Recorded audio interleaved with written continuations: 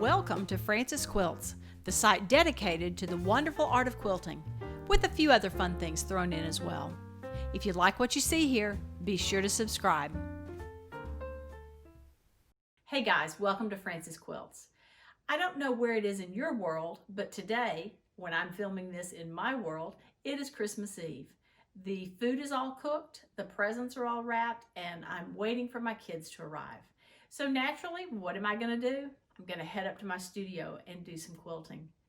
Over the past week, I have been quilting on the Crumbs for the Geese quilt and just had been racking my brain trying to figure out how I was going to quilt all of those flying geese. There are so many of them, and I needed to figure out how to quilt them. I know that I wanted them to have a little bit of movement to them, and I wanted to be able to point to the direction that those geese were traveling, because I think that's important in this particular design. So the other day I was at the gym, and what do I do at the gym? You all know, I watch videos. And I was watching a Craftsy video by Angela Walters where she was just doing some basic free motion quilting. Now, she didn't do this with rulers, but I did. I've changed the design so that I can use my rulers. But it's a very simple design that she uses in triangle situations such as the flying geese. Her premise in the design is that you touch one corner, you miss the next corner, you touch the next corner, and then you miss the next one again. To show you what I mean by hit the corner and not hit the corner, I'm going to start here. This is my flying geese. I will start here and come straight down for just a little bit, like that. Then I'm going to turn and come out to that corner, hitting that corner as best I can. Then I'm going to come back like this to the center, which is why I've drawn my center lines on. Back here, whoops, and I missed that one, to the corner. This is harder to do than I thought.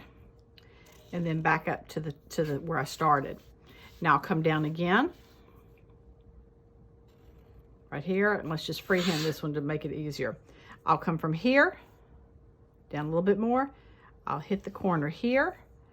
I will come up and miss the corner there. I'll hit the corner here, and then come up again like that.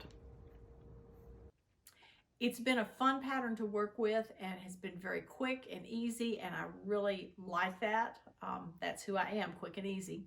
So I hope you enjoy. I hope this helps you, and do check out any of Angela's videos because she does a wonderful job of giving you some great tips and techniques as she's sewing. So here we go.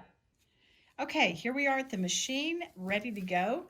The section that I'm going to be doing is this section of flying geese right here.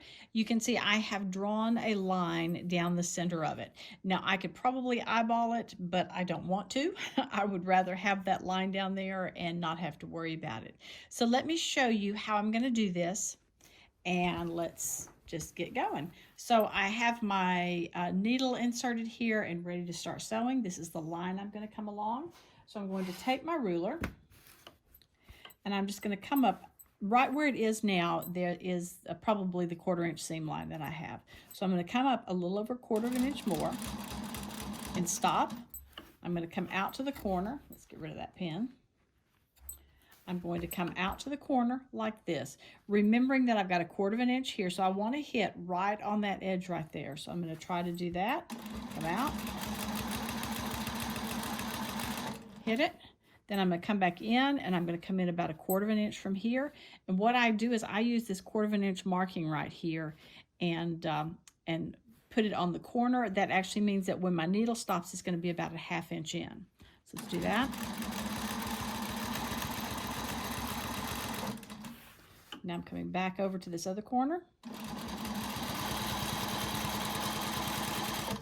And then back to where I started. Back to where I started. I'm going to turn this and sew down that straight line. Okay, that's a 1/4 inch, so I want to go just a little bit further than that.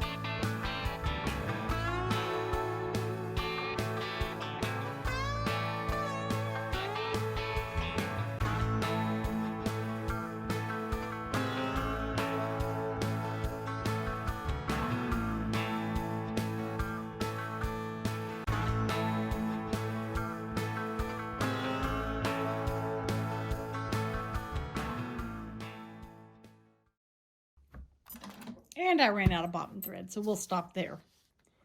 You can see that it makes a very simple design, just coming up, over, back, over, up, and then coming on down forward like that. I think it gives some movement to these flying geese and helps point them in the direction that I want them to go, and I am super happy with how it looks and how easy it is to quilt. Give it a try sometime. Remember, if you like what you've seen, be sure to subscribe.